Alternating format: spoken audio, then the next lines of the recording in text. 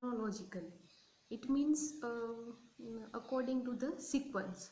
So that is the arrangement of the past events happen in the or written in the books, and that we consider as a history.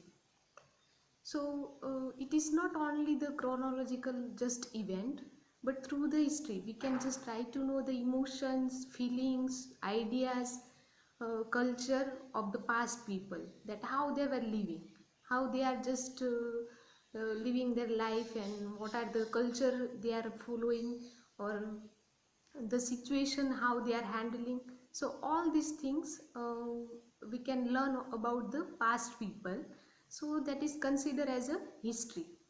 Now let's we just make the few highlights that how history is useful for us, that why we have to learn history.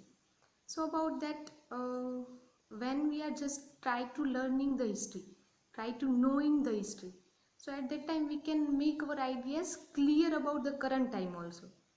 That through the history we can also learn the culture of the past people, that or the language, their ideas, thoughts, and through that we can live our life better also. That we can learn whatever the mistakes done by the past people, so we are not going to do that. So that is also we learn from the history, that how they were living, so whatever kind of mistakes they have done, so we can't do that. And through the history we can just make our life better and easy.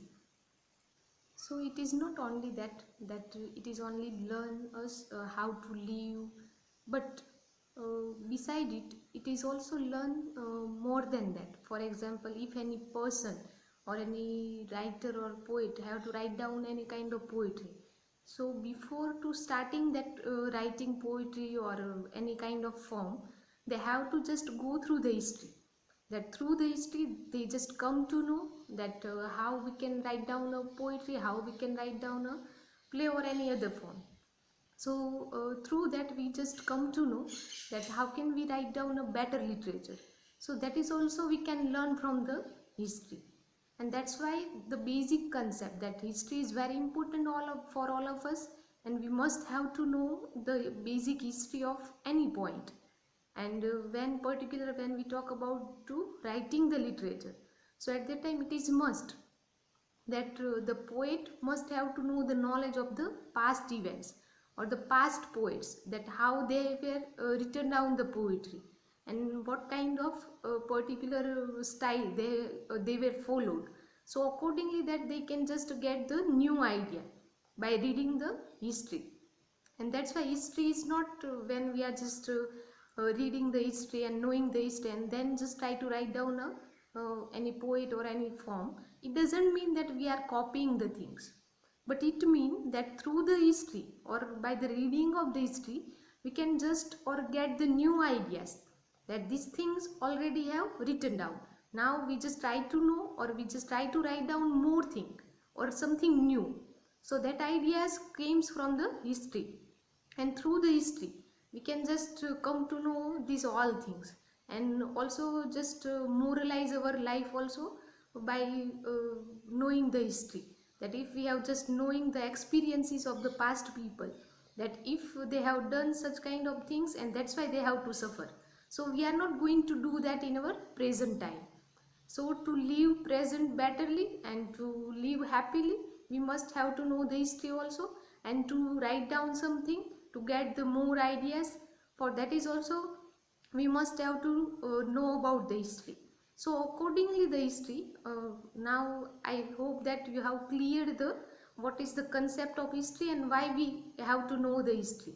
And accordingly that our paper number 2, which we have to discuss. So before starting the Elizabethan period, we must have to clear the idea of history or the concept of history or the usefulness of the history. And that's why I just making such kind of video in which you can just clear the idea of history, because now within a few days we just going to learn about the Elizabethan period, that and then the age of Milton. So there are many such kind of period and or era, whatever we can say. So there are many periods in the history of British literature which we are going to learn during SY and TY. So the first one, that is about the Elizabethan literature and the age of Elizabethan. So that also we are going to discuss in our next video also, and in our day-to-day classes also. So that is the, before starting the Elizabethan age, we must have to understand the basic concept of the history and what is the usefulness of the history, and that's why I am preparing this video.